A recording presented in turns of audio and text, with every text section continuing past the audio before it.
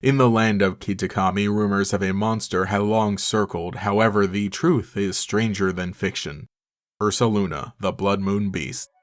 So yeah, Blood Moon Ursaluna, definitely a really cool Pokemon, one of my favorites, and I thought it was a great time to go in and talk about it as we finally kick off the Halloween videos. Yes, I definitely have brought up Ursaluna in the past, it being one of my favorite Pokemon. However, those videos were very reactionary, being created and posted not long after I had first encountered the beast, both the original form in Legends Arceus and the Blood Moon form in Scarlet and Violet. But now having had this Pokemon for 3 years and the alternate form for 2, man, a lot has happened. So in Pokemon Legends Arceus, various Pokemon were given Hisuian evolutions. It was a really great idea to utilize this different setting to really enhance some of these Pokemon. Teddiursa and Ursaring are really cool Pokemon, I love them back in Johto, and I think they really do carry with them the Johto vibe. Teddiursa especially, I don't think it really had a mascot status back then, but over time it is one of those really cute Pokemon that you just associate with the region. And Ursaring is great as well, being the definitive bear Pokemon. So then seeing Ursaluna in Pokemon Legends Arceus was a great way to bring everything all together. Now we first meet this Pokemon when we're told about it being the noble of the Crimson Mirelands, and there's a whole great story there as well.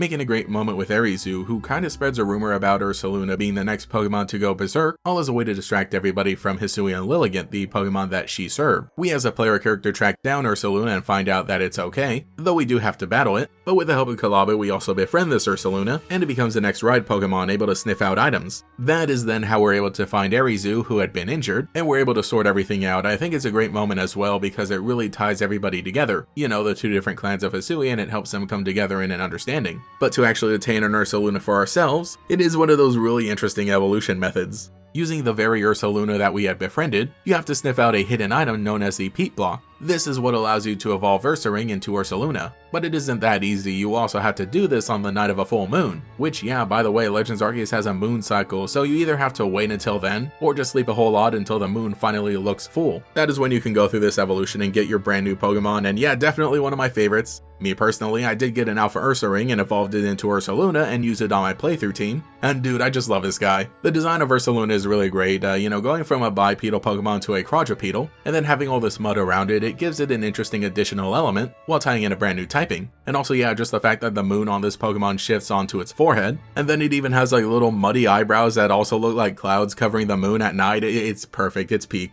And here and there we probably saw like 1 or 2 Five Nights at Freddy's memes involving this Ursaluna, but little did we know there would be another form where that comparison would be a lot more appropriate. The first round of DLC of Pokemon Scarlet and Violet gave us the Teal Mask adventure, a story taking place in the land of Kitakami and one of my favorite parts of Scarlet and Violet, but the fun part is it does actually kind of have a little post-game. Here we meet Perrin, a photographer and the descendant of Animan who we met in Legends Arceus.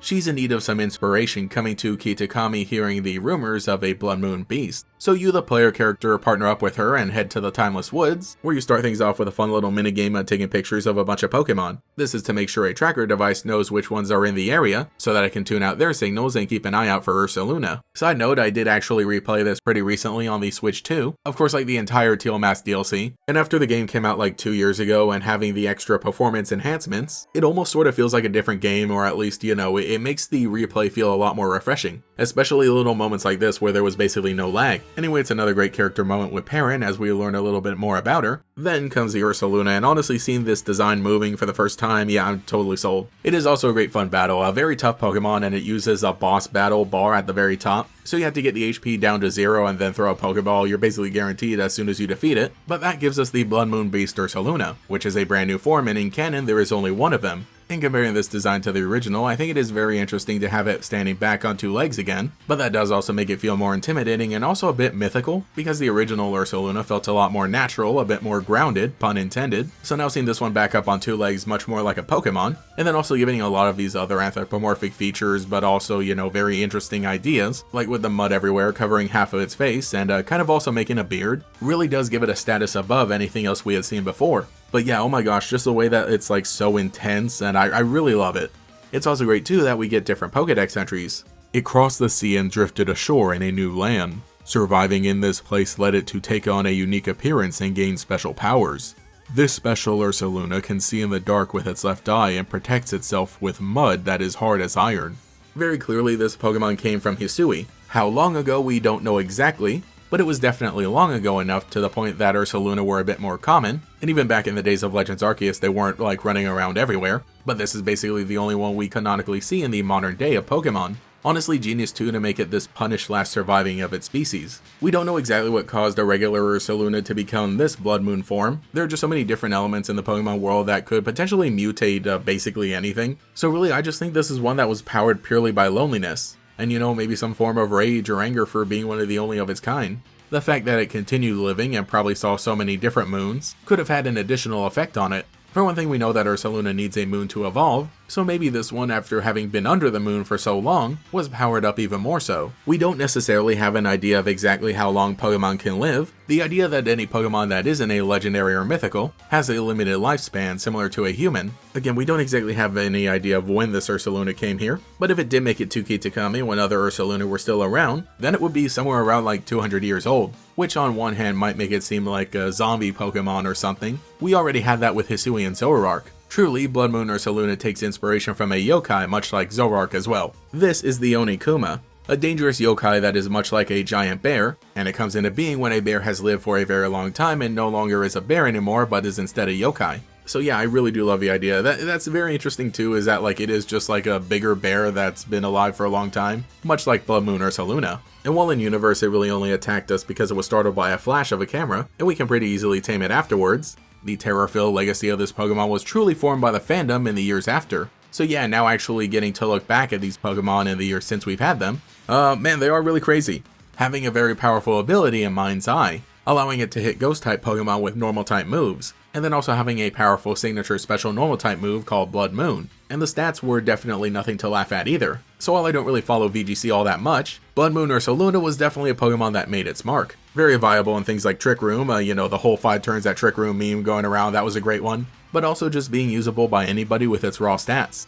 Heck, it just so happened that we got to see it a whole lot this weekend in Milwaukee Regionals, which by the way, everybody did a great job. The casters were really funny with all the different horror stories they were telling with the different decorations they had in between. And a hilarious moment at one point with 3 Ursaluna on the field at one time. It was a really funny one, and it just shows that this Pokemon is here to stay. Over in the TCG, which I know a little better, Ursaluna was also a Pokemon you would see here and there, with Blood Moon Ursaluna EX. A colorless Pokemon with a decently powerful attack, but also a great ability that brings down the attack cost if you're behind in prizes, making it a Pokemon that you could splash into various decks. But oh my gosh, yeah, I just love it, and some of the illustration rares that we get of it too just look so good. One of them very funny, and the other one very, very intense, and that is the exact energy that I want to see. But another interesting thing that made it great was that this is a basic Pokemon, and yeah, that isn't just a thing for the TCG, because in the canon of the video games there is only one Blood Moon Ursaluna, currently only being available by the in-game event. In the future games it will probably just be like a distribution at some point, and really that is why I love it so much. Yeah, like I said, I was a big fan of Ursaluna before,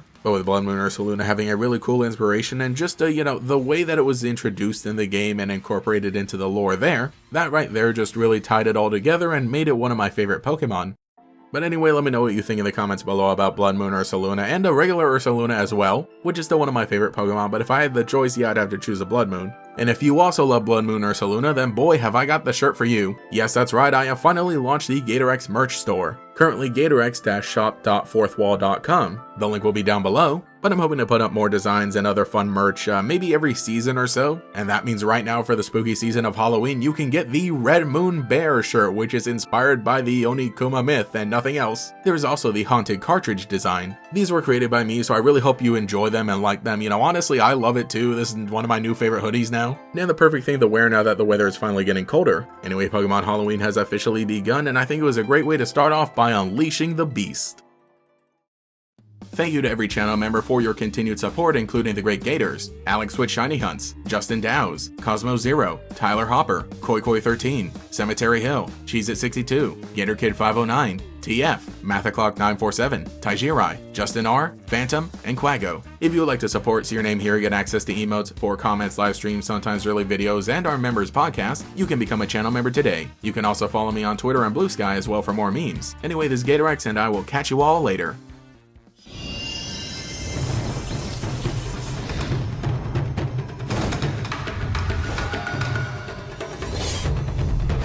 Travel to a mythic space and time in the Pokemon trading card game, Sword and Shield, Astral Radiance. Each booster pack of 10 cards sold separately. Cards vary by pack.